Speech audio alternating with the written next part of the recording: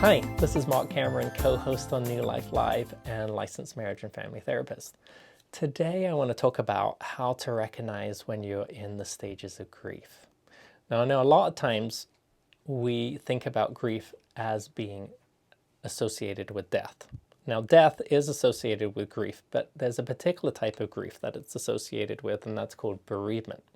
However, we experience grief and we go through the stages of grief anytime we experience loss. So what are some major losses that people can tend to feel? Losses can be when your child goes off to college. Losses could be having a major medical condition or loss of functioning of a body part. Losses could be losing a job. Losses could be a colleague that you love leaving a job. And losses can even be a dream that you're realizing is not going to come true. And that could even be a relationship that you have that's not turning out the way that you wanted it to. Now, anytime that we go through grief, we go through certain stages. The stages of grief are denial, bargaining, anger, sadness, and then finally acceptance. So what do each of those stages look like? So denial can often look like a disbelief. It's typically the shock of the loss when it first happened, or sometimes people go into denial and they use distraction. They keep busy, and on the outside people know they've experienced a loss, but it doesn't look like it because they're still doing their daily activities. And that's somebody who's in a denial stage. How about bargaining? What does bargaining look like? Bargaining is when we're trying to persuade someone or we're trying to make sense of actions.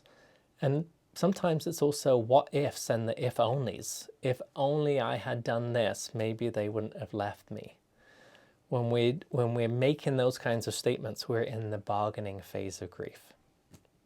Next, typically, is anger. What does anger usually look like? Anger usually looks like when we're looking for somebody to blame for the situation that we're in. Oftentimes, that can even be blaming God for the situation, or blaming a sickness for the situation. Now, anger is appropriate. Anger it's a stage of grief. It's a stage to acknowledge and to accept. It's just part of loss and the despair that we start to feel when we feel loss. So how do we get through the first three stages of grief? Denial, bargaining, anger. We get through those by accepting and acknowledging the reality of the situation. When we do that, that's typically when we get to sadness or despair, which is often seen as depression in some folks. Now, sadness is not a bad thing. It's okay for us to feel our negative emotions. And getting through sadness requires us to learn how to sit in the pain and just to accept the loss. That's how we know that something was important to us, is the pain that we feel over the loss. So it's totally normal to feel that way. Hopefully, once you can learn to sit in the loss for long enough, and again, this is a process to get through these stages, eventually we get to acceptance. Now, acceptance isn't passive. It's understanding what is out of our control and being able to accept our limitations. It's learning to say, I can be okay, even though this has happened to me. Now, the stages of grief, they're not quite linear. We can go back and forth through the different stages and we can jump around. We might go to denial and then we might go to anger, or we might start with anger and then we might go to bargaining. So it's important to know that this is not a linear process. It's just the way that we handle loss. There's one final stage of grief that not everybody gets to, and that stage is called meaning. And in that stage, somebody looks for, how can I grow from this, even though I went through this difficult situation? Some people can start charities in their loved ones' names. Some people can create support groups. Some people can go on to teach a subject. And those folks are able to find meaning in their suffering. Now, I highly encourage that if you're going through grief, that you go to a group called Grief Share. When we tell our story, it helps us make sense of the pain and the loss that we're going through.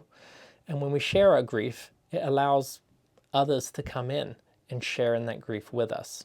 You may have heard the saying, a burden shared is a burden halved. And that's so true. when we can allow others to share in our pain, it's a relief for us.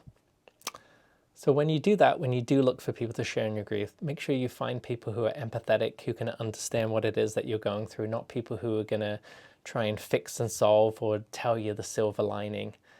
Find folks who are going to sit with you in your grief and understand what your pain is. And I know some griefs feel like they're going to last forever and you can feel hopeless, but they won't. You'll eventually end up getting through it.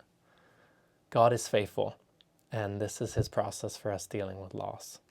So I hope that was helpful. If you do need further help from us, please call us. We care about you. 1-800-NEW-LIFE. We'll see you on the next video.